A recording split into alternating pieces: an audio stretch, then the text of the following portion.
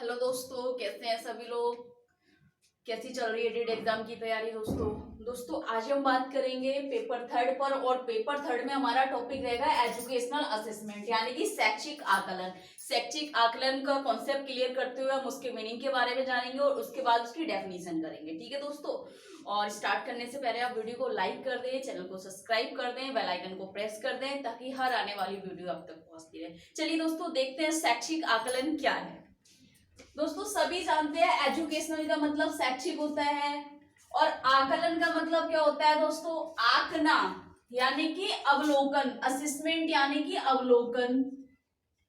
अवलोकन हो गया, आकलन हो गया, या फिर हो गया जांचना। जांचना, ठीक है।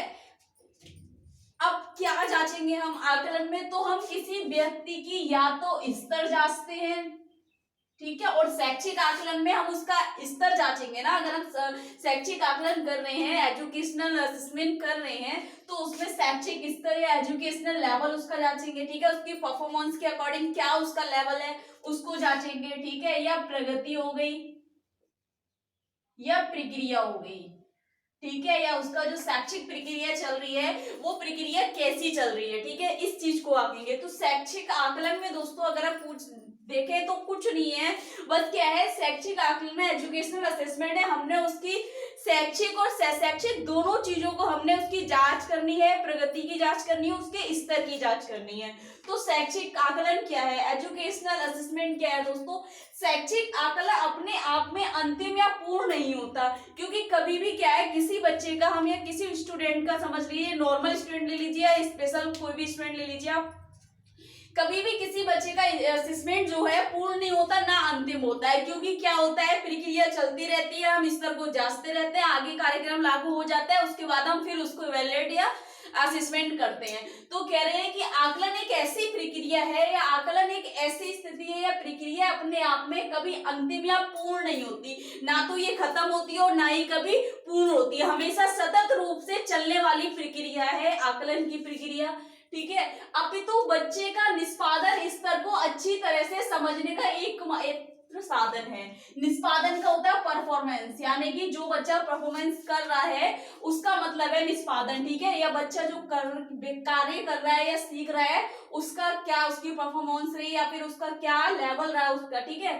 तो कह रहे हैं कि बच्चे का निष्पादन स्तर को अच्छी तरह से समझने का एकमात्र साधन है क्या, शैक्षिक या असेसमेंट, एजुकेशनल असेसमेंट, ठीक है, यानी कि शैक्षिक आकलन, ताकि इसके बीच बच्चे को शिक्षा के मार्गदर्शन मिल सके। यानी कि इसके बाद क्या होगा, जब एजुकेशनल असेसमेंट हम कर लेंगे किसी बच्चे का जिसके अंदर हम शैक्षिक दोनों चीजों को देखेंगे, उसके बाद हम बच्चे को देखेंगे कि किस तरफ ये बच्चा जा सकता है, कौन सी दिशा जा सकता है। या हम बात करें, यहाँ पर कह रहे हैं कि मार्गदर्शन, यानी कि उस बच्चे को हम अच्छे गाइडेंस कर सकेंगे कि आगे फ्यूचर में वह क्या करेगा, कितना कर सकता है और कितना कर पाएगा और कितना इसके लिए आवश्यक है, ठीक है।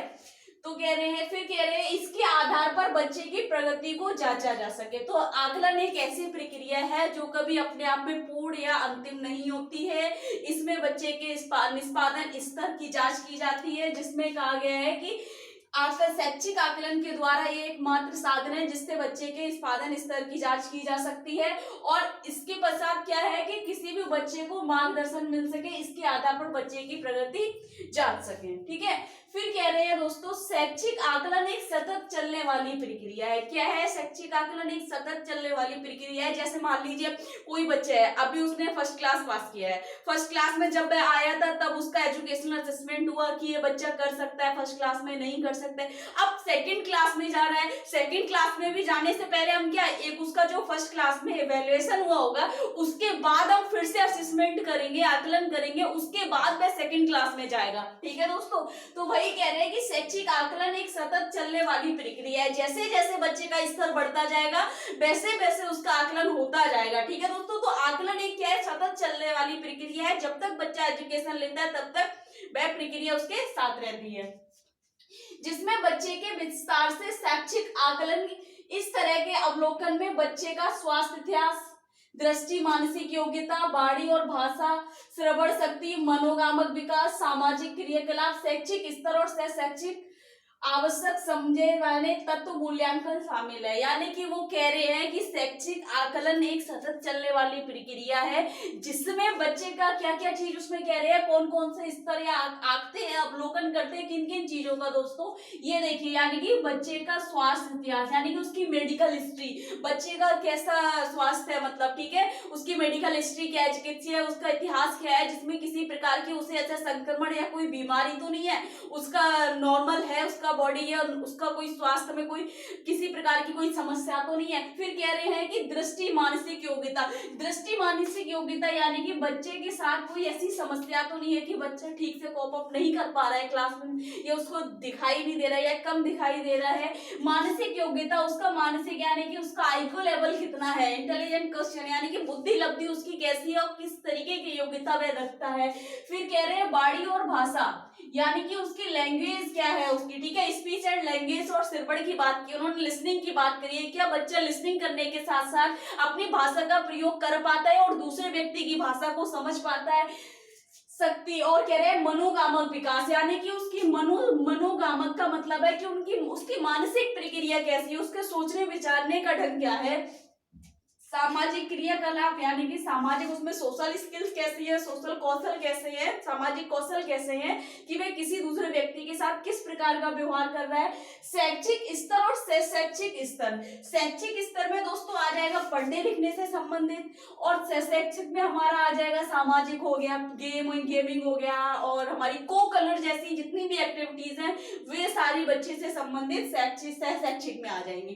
तो कह रहे हैं कि शैक्षिक आकलन एक सतत चलने वाली प्रक्रिया है जिसमें कुछ निम्नलिखित चीजों को देखा जाता है, जैसे कि स्वास्थ्य इतिहास, दृष्टि मानसिक योग्यता, बॉडी और भाषा, श्रवण शक्ति, मनोगामक विकास, सामाजिक क्रियाकलाप, शैक्षिक स्तर और शैक्षिक आवश्यक समझे जाने वाले तत्व, यानी कि जो बच्चे के शैक्षिक समझे वाले जो बहुत ज्यादा महत्वपूर्ण हैं उन तत्वों को मूल्यांकन, तत्वों का और मूल्यांकन भी शामिल है। यानी कि असेसमेंट करने के बाद हम इवैल्यूएशन करते हैं, ठीक है, यानी कि आकलन करने के बाद मूल्यांकन करेंगे कि बच्चा कितना कर पा रहा है, कितना नहीं कर पा रहा है और क्यों नहीं कर पा रहा है, क्या समस्या है, क्या हमारी टीचिंग टेक्निक खराब है या फिर बच्चे का सीखने का तरीका गलत है, उसमें हम क्या करेंगे, रिमेडियल करेंगे, ठीक है, डायग्नोस करेंगे। इसके बाद फिर कह रहे हैं यदि किसी बच्चे की शैक्षिक आकलन रिपोर्ट अच्छी है तो हम सीधे ही उसका प्रयोग बच्चे के शैक्षिक कार्यक्रम तैयार करने में कर सकते हैं।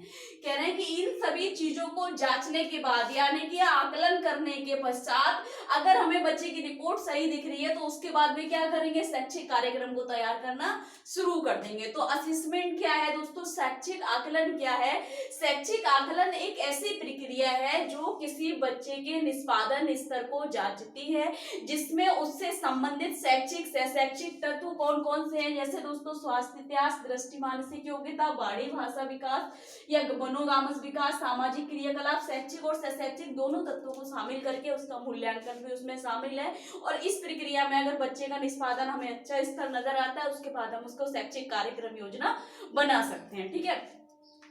उसके बाद लोगन के अनुसार इसकी जो परिभाषा दी है उन्होंने कहा है दक्षता के स्तर और प्रगति को जांचने के लिए इस्तेमाल किए जाने वाले विभिन्न उपकरण सूची अवलोकन क्रिया को ही शैक्षिक आकलन कहा जाता है।